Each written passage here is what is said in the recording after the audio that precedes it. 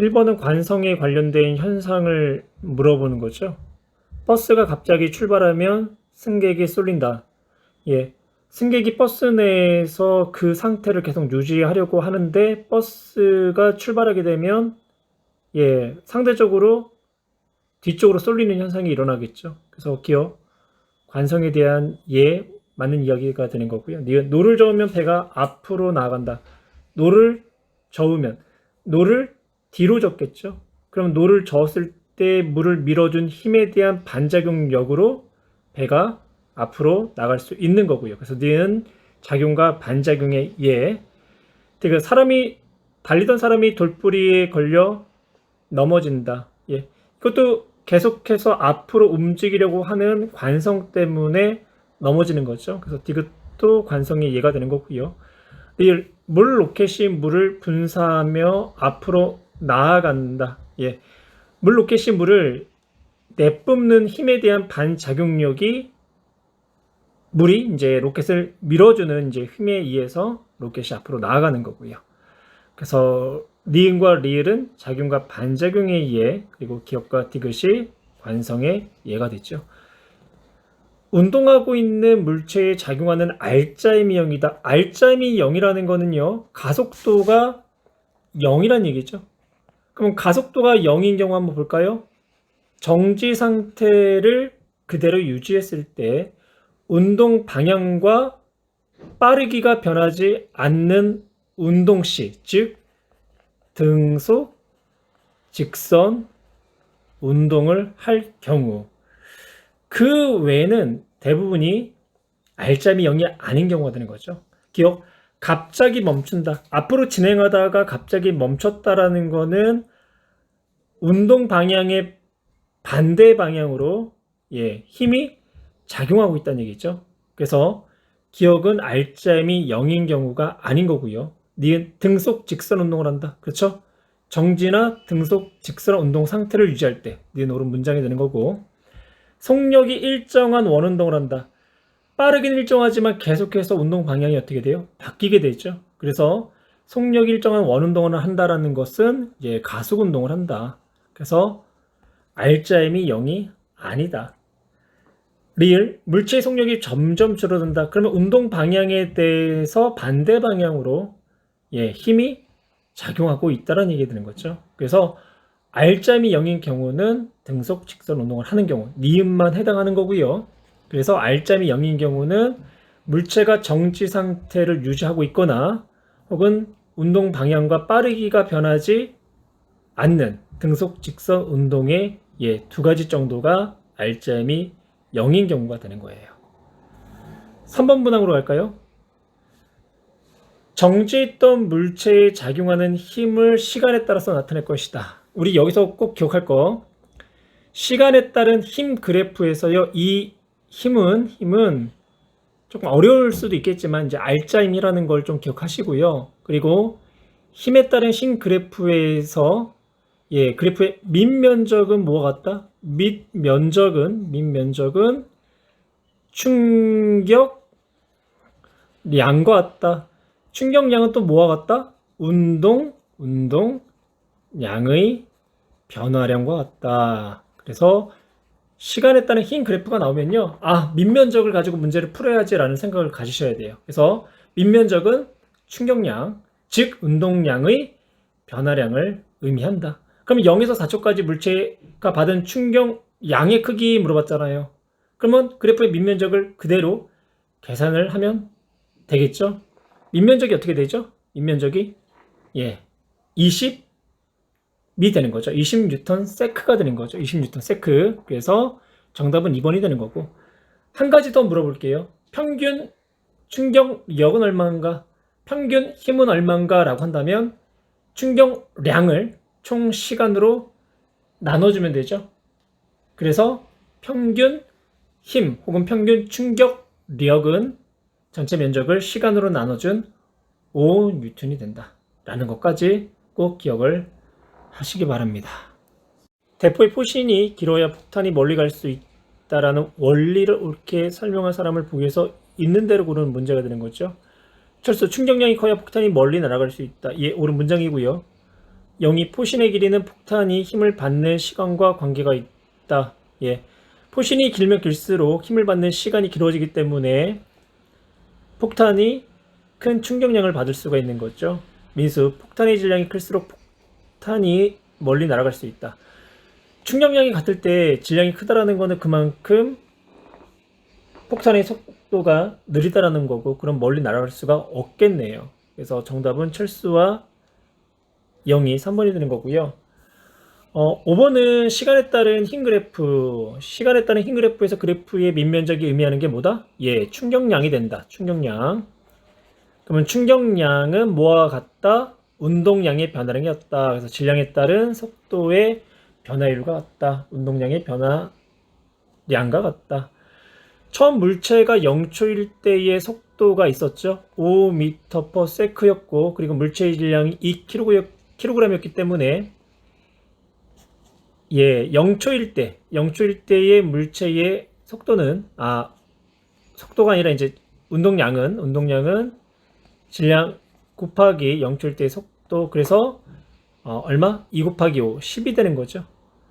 그 다음 5초일 때는 그래프의 밑면적 얼마 증가했나요? 30만큼 증가했죠. 그러면 충격량 30이 되는 거예요. 운동량의 변화량도 30이 되죠. 그러면 이제 5초일 때의 운동량은 0초일 때의 운동량에다가 5초 동안의 증가한 충격량 30을 더한 만큼이 되겠죠.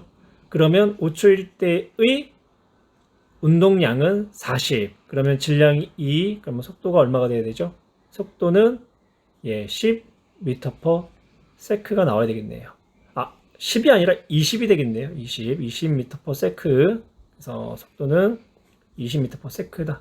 그 다음 10초일 때의 운동량을 계산해 볼까요? 그럼 10초일 때의 운동량은 5초일 때의 운동량에다가 5에서 10초까지의 이제 증가한 충격량, 그러면 40을 더한 값이 되겠네요. 그러면 10초일 때의 운동량은 5초일 때다가 40을 이제 더해줘야 되니까 80. 그러면 질량이 2. 그러면 속도가 얼마나 나오죠? 속도는 40m/s가 나온다. 이제 이런 형식으로 이제 계산해도 되고요. 아니면 이제 이런 식으로도 가능해요. 0에서 10초까지의 충격량이 얼마? 30에다가 40을 더한 70이 되는 거죠. 70이 되는 거고, 그때까지 이제 운동량의 변화량, 이제 10초일 때의 운동량에다가 이제 0초일 때의 운동량을 빼주면 된다. 그래서 이게 이제 0에서 10초까지 운동량의 변화량, 그래프의 밑면적 충격량과 같다. 질량은 얼마였죠? 2가 되었죠? 그럼 2에다가 10초일 때의 속도를 곱한 값이 10초일 때 운동량이 되는 거고, 2에다가 0초일 때의 속도 5를 곱한 값이 0초일 때의 운동량. 그래서 그의 차는 얼마가 나나요? 70. 그러면 이 값이 80이 나오는 거죠. 그래서 10초일 때의 물체의 속도는 40m/s가 되더라. 그래서 정답은 4번. 이제 꼭 기억할 거, 시간에 따른 힘 그래프에서 그래프의 밑면적은 충격량, 즉 운동량의 변화인 것 같다. 그래서 밑면적의 변화만큼 운동량이 증가하게 되었다. 6번 볼게요. 굉장히 실수를 많이 이제 요구하는 문제가 되는데요. 보통 이제 6번 같은 경우 이제 이렇게 문제를 푼다고요. 충돌 전에는 운동량이 얼마가 되었나요? 1이 되었죠. 질량 곱하기 속도. 그리고 충돌 후 30m/s를 이동했다. 그럼 얼마죠? 질량이 0.1에다가 30. 그러면 운동량이 3이 되는 거죠. 그러면 3에다 1을 빼준 2가 될 거야 라는 이제 형태로 문제를 많이 푼다고요. 근데 운동량은 방향을 갖고 있다는 걸 기억하셔야 된다고요. 방향을. 그래서 배트가 공을 쳤을 때의 이제 충격량은 야구공이 받은 운동량의 변화량이 되는 거죠. 그래서 야구공의 운동량의 변화량을 한번 볼게요. 야구공의 운동량의 변화량 델타 P라고 할게요. 그럼 야구공의 운동량의 변화량은 야구공이 배트로부터 받은 충격량이 되는 거죠. 그래서 I로 표현할게요. I, 임팩트라고 해가지고.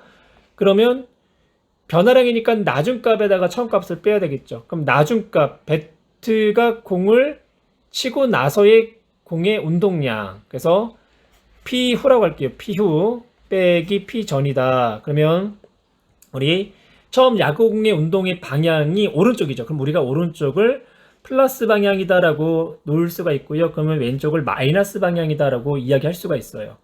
그러면 전 값을 먼저 계산해 볼게요. 전에는 오른쪽 방향 플러스네요. 그래서 0.1 곱하기 10. 그래서 예, 운동량은 1이 되는 거고요.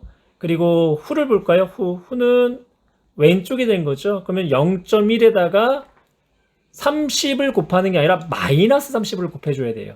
마이너스 30. 왜냐면 운동 방향이 반대 방향이 됐으니까. 그러면 후에는 예, 운동량이 3이 되는 거고요. 그럼 이 값을 여기다 그대로 대입을 할게요. 후 마이너스 3 빼기 전 얼마죠? 1이죠. 그럼 얼마? 마이너스 4가 나오는 거죠. 여기서 마이너스가 의미하는 건 뭐냐면 운동 방향의 반대 방향, 운동 방향의 반대 방향으로 충격력을 받았다라는 얘기가 되는 거예요. 그래서 야구공이 오른쪽으로 진행을 하는데 배트가 야구공을 운동 방향과 반대 방향으로 예, 충격량을 가했죠. 그래서 마이너스는 예, 처음 운동 방향과 반대 방향으로 충격량을 받았다라는 의미가 되는 거고요. 그럼 배트가 받은 충격량은 얼마일까요? 배트가 받은 충격량도 동일하게 예, 4 뉴턴 세크가 되는 거예요. 그러니까 이거는 뭐 물리 원에서 다시 한번 배우게 될 거고요. 그래서 이런 문제를 풀 때는 방향을 고려해서 문제를 푸시라는 거. 그래서 반드시 식을 쓰시고요.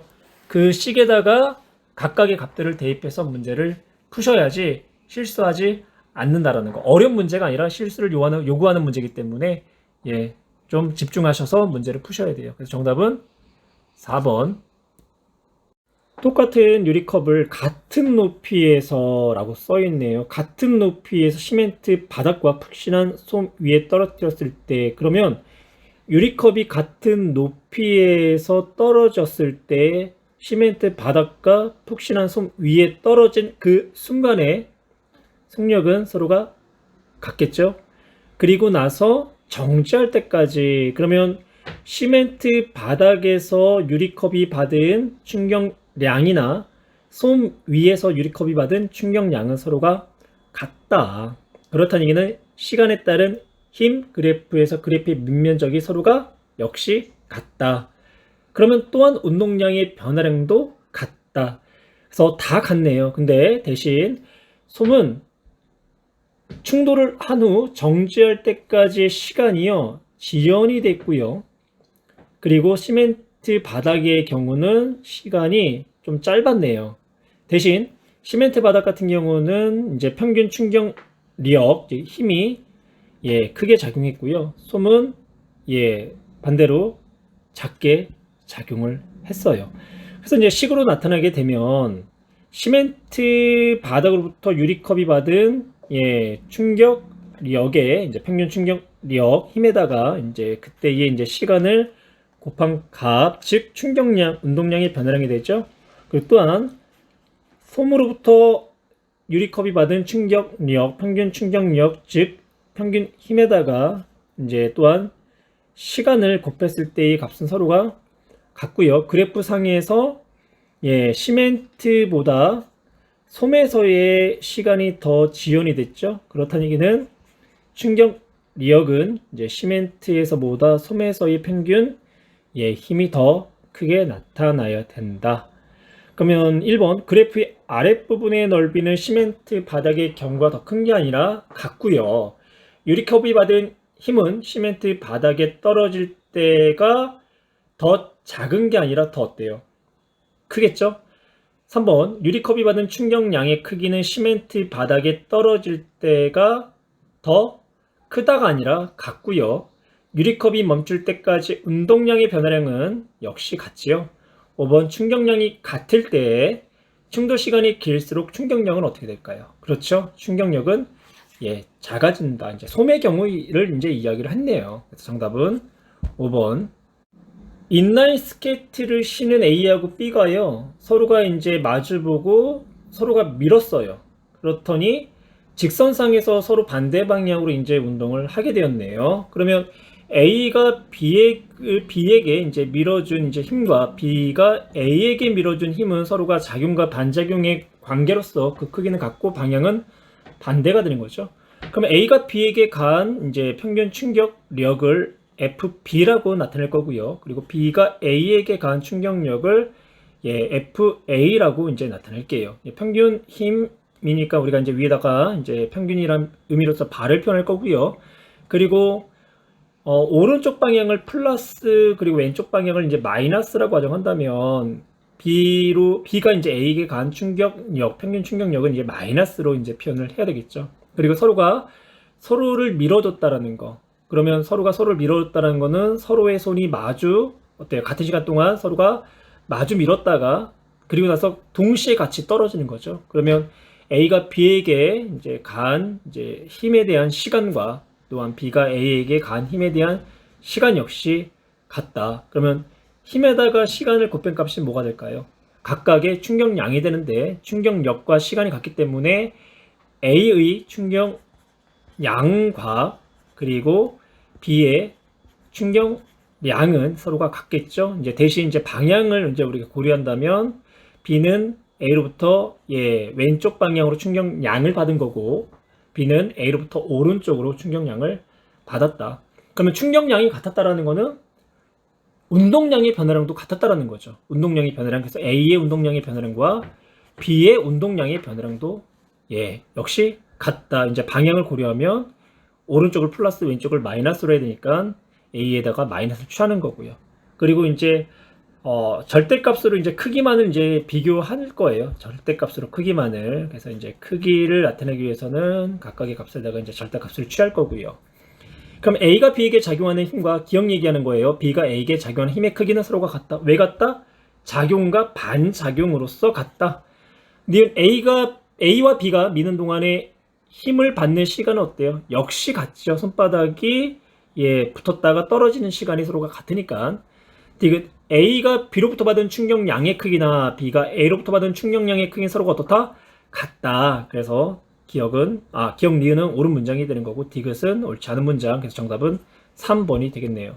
야구 선수가 날아오는 야구공을 받는 그림이죠. 야구공이 야구 장갑과 접촉하여 멈출 때까지 야구공과 야구 장갑의 충돌에 대해 이제 옳게 이제 말하는 사람을 찾는 거고요.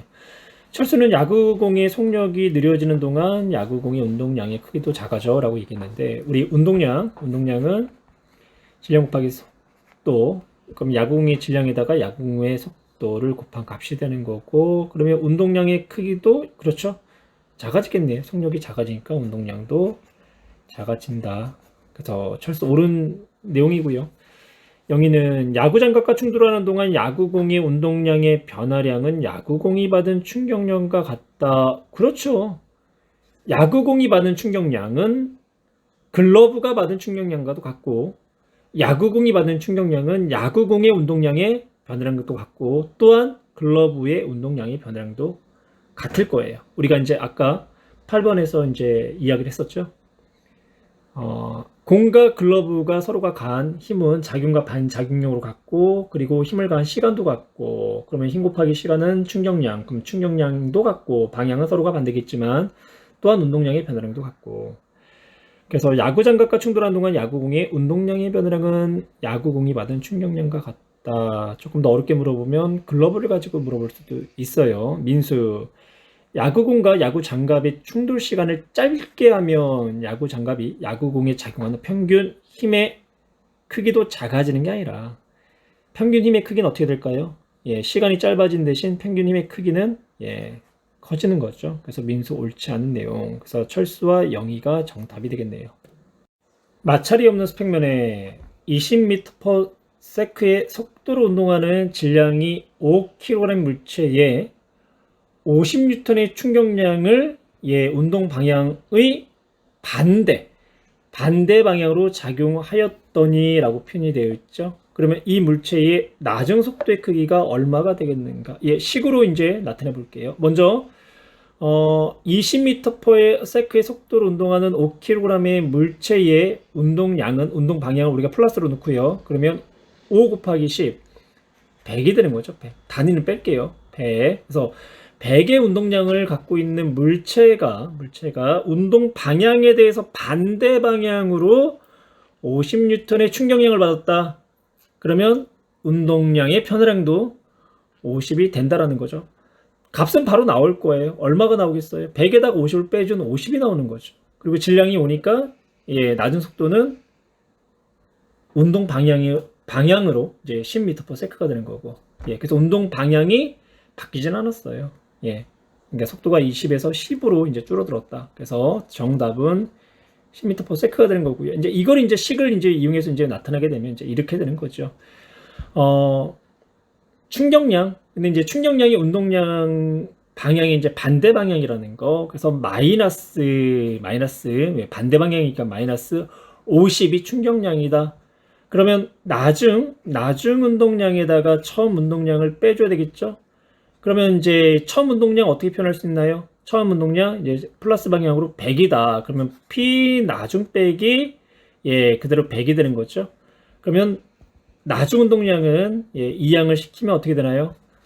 50이 된다. 그러면 이 물체의 질량 5kg에다가 나중 속도가 50. 그러면 나중 속도는 10m/s. 그러니까 플러스 방향으로 10m/s. 그러니까 운동 방향은 변하지 않은 거예요. 20m/s로 운동하다가 같은 운동 방향으로 이제 10m/s의 속력으로 이제 줄어든 거고요.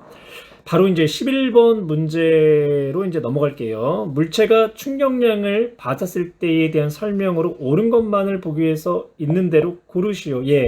충격량을 받았대요. 충격량을 받은 만큼 운동량의 변화량이 생기겠죠. 그래서 기억, 충격량의 크기만큼 운동량이 변한다. 옳은 문장이 되는 거고요.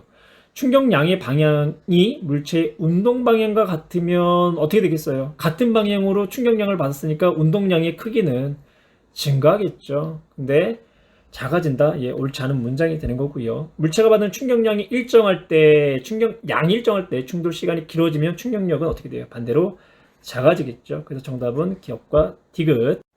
가와나는 충돌 시간을 지연시킴으로써 충격력을 감소시키는 예를 지금 나타낸 거죠.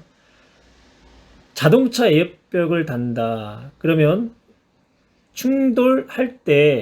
충돌하는 시간을 지연을 시키잖아요. 그래서 충격력, 즉 평균 힘을 감소시키는 그런 이제 효과를 나타내는 거고요.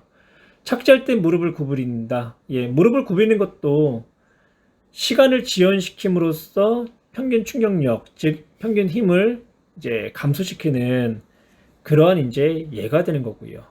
기억, 가와 같은 탄성이 있는 물체는 멈추는데 시간을 길게 하는 효과가 있다.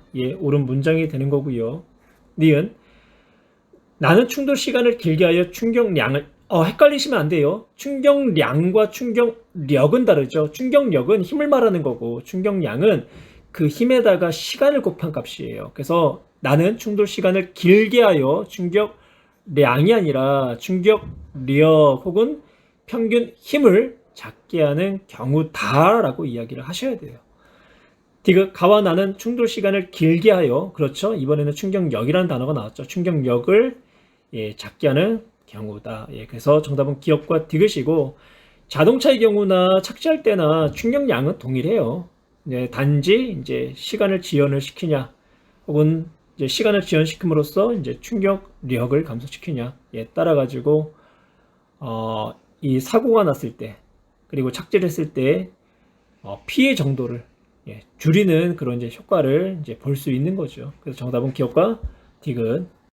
깨지기 쉬운 그릇은 공기가 충전된 포장지에 여러 겹 싸거나 스펀지를 넣어 운반을 한다. 역시 충돌하는 시간을 길게 해서 충격력을 작게 하기 위한 방법이죠. 그래서 옳은 거 바로 이제 답이 나오네요. 2번, 충돌 시간을 길게 하여 충격력을 작게 한다.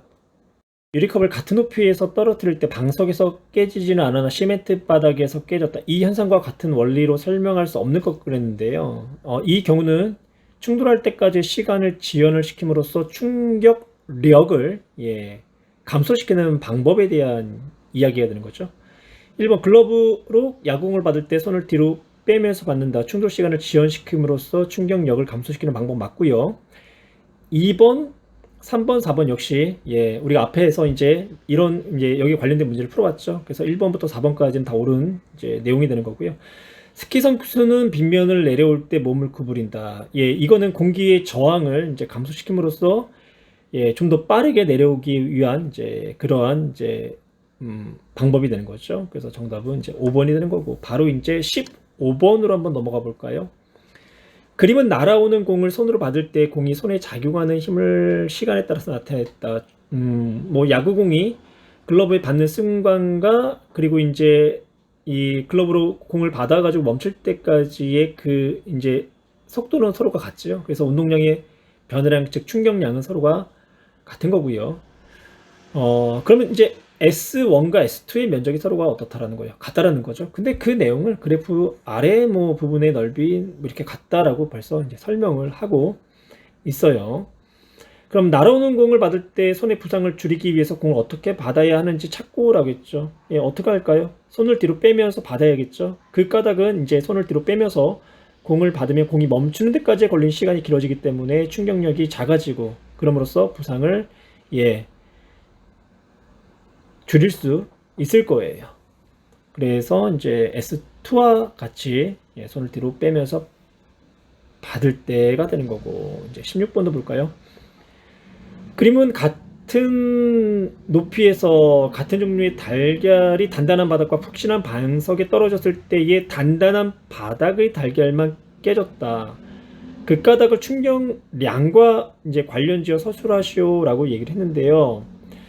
충격량은 같은 높이에서 떨어졌기 때문에요. 충격량은 서로가 같아요. 그런데 푹신한 반석의 경우는 충돌하는 시간을 지연시켜서 충격량을 이제 감소시킴으로써 달걀에 깨지는 것을 이제 방지를 이제 하는 거고요.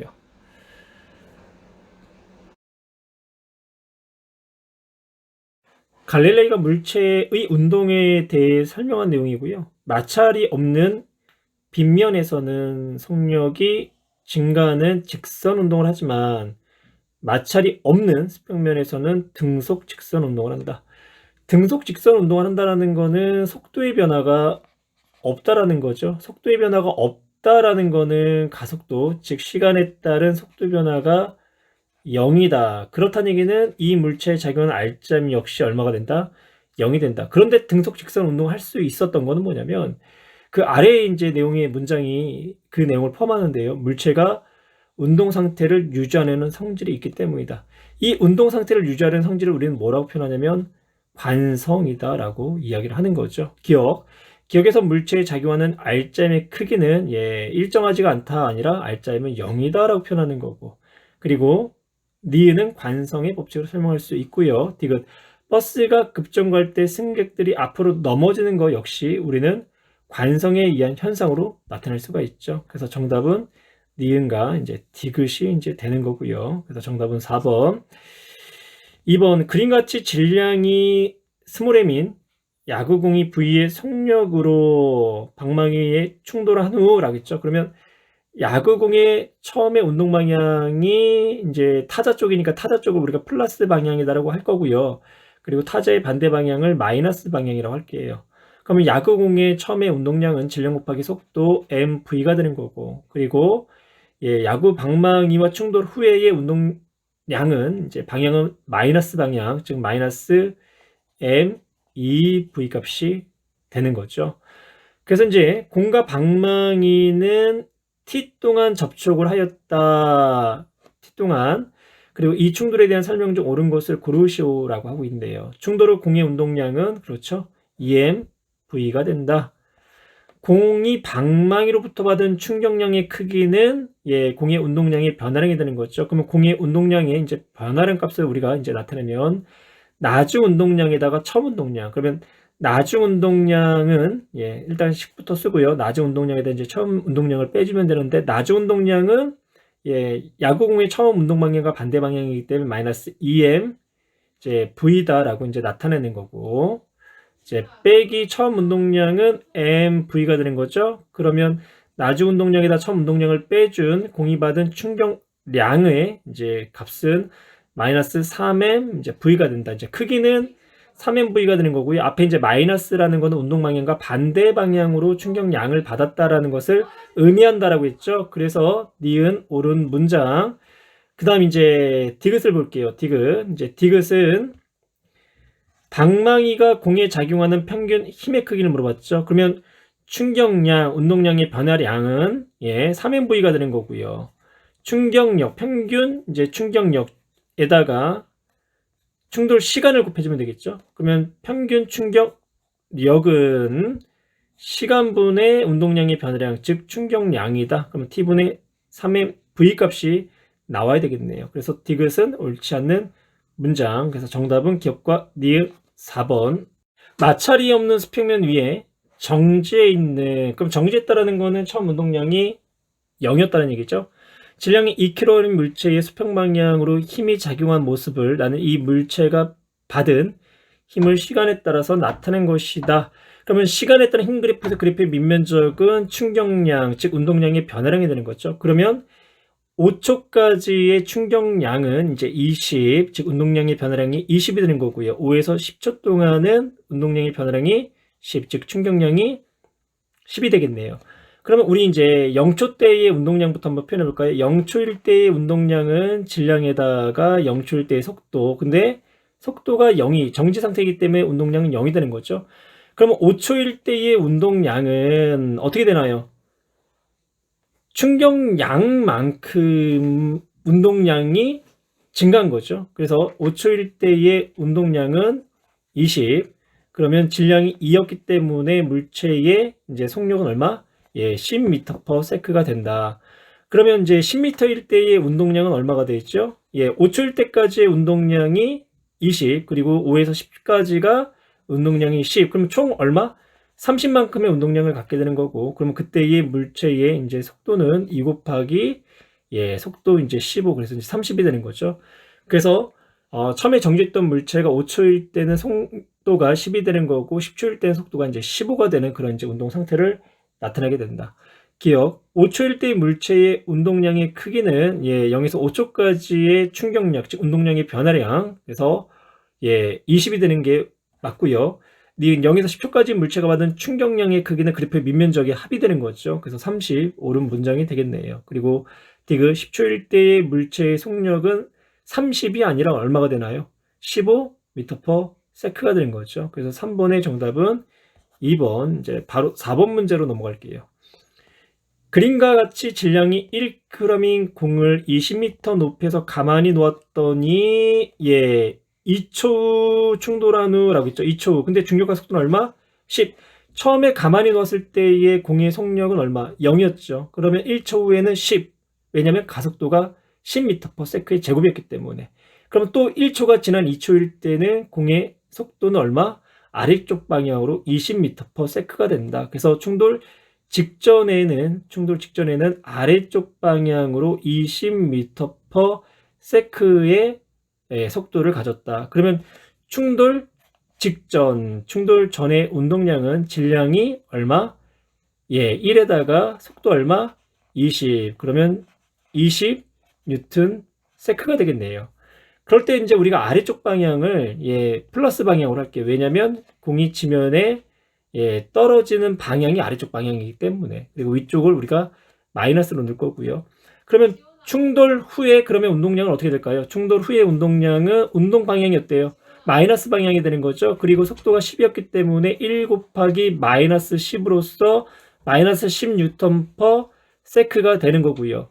그러면 공의 운동량의 변화량은 후 운동량에다가 전 운동량을 빼준 값이니까 후가 얼마? 마이너스 10 빼기 전이니까 20. 그래서 마이너스 30이 되는 거죠. 여기서 말하는 이제 30은 운동량의 변화량, 즉 충격량의 크기가 30이라는 거고, 앞에 이제 마이너스가 의미하는 거는 마이너스는 운동 방향에 대해서 반대 방향으로 이제 충격량을 받았다라는 의미를 갖고 있다. 기억, 지면에 충돌하기 직전의 공의 속력은 20m/, 그러니까 20m/s 어떤가요? 옳은 문장이 되는 거죠. 20m/s. 니은 공이 지면으로부터 받은 충격량의 크기는 그렇죠. 30이 되는 거죠. 30. 디귿. 공이 지면으로부터 받은 충격량의 방향은 공에 작용하는 중력 방향과 같다라고 했는데요. 공의 중력 방향은 어느 쪽이 되나요? 아래쪽이 되는 거죠. 아래쪽. 근데 공에 작용하는 이제 충격량의 방향, 지면이 공에게 작용하는 충격량의 방향은 운동 방향과 반대 방향. 운동 방향이 중력 방향이었잖아요. 그거의 반대 방향이니까 이쪽이 되겠네요. 이쪽. 그래서 중력은 아래쪽, 그리고 충격량을 가한 방향은 위쪽. 그래서 서로가 방향이 같다가 아니라 반대다라고 해야 되겠네요. 그래서 기억과 니은만 옳은 문장. 정답은 2번